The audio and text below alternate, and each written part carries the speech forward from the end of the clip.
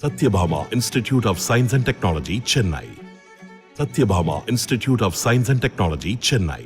யானை வழித்தடங்களின் வரைவு அறிக்கையை வனத்துறை வெளியிட்டுள்ள நிலையில் அதனால் மலைவாழ் மக்கள் தங்கள் வாழ்விடங்களை இழக்கும் சூழல் ஏற்படும் என அதிமுக பொதுச் செயலாளர் இபிஎஸ் குற்றம் சாட்டியுள்ளார்.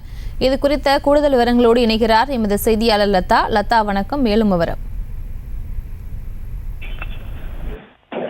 வணக்கம்.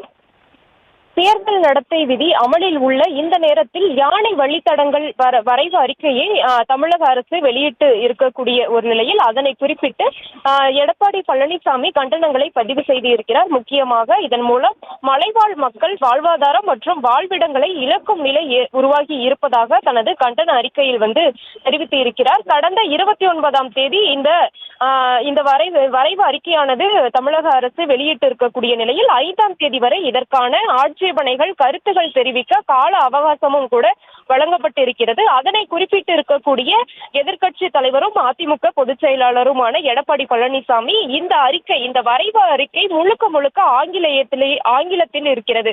முக்கியமாக 161 பக்கங்கள் இருக்கக்கூடிய இந்த வரைவு அறிக்கை முழுவதும் ஆங்கிலத்தில் இருக்கக்கூடிய நிலையில் மலைவாழ் மக்கள் எப்படி இதை படித்து புரிந்து கொண்டு கருத்துக்களை தெரிவிக்க முடியும்? இது சாத்தியமே கிடையாது என்றும் தனது அறிக்கையின் மூலம் தெரிவித்து இருக்கிறார்.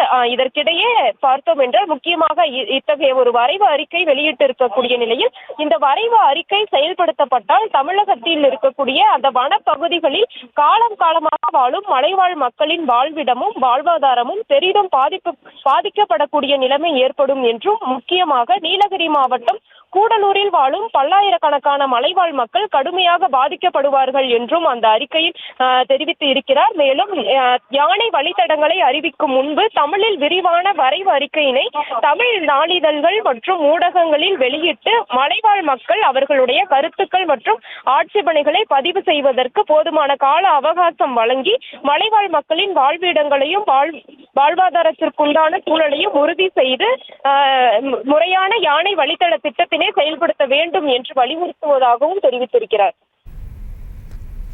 விவரங்களுக்கு நன்றி Latha. Satyabhama Institute of Science and Technology, Chennai. Satyabhama Institute of Science and Technology, Chennai. செய்திகளை உடனுக்குடனும் துல்லியமாகவும் தெரிந்து கொள்ள சப்ஸ்கிரைப் பண்ணுங்க.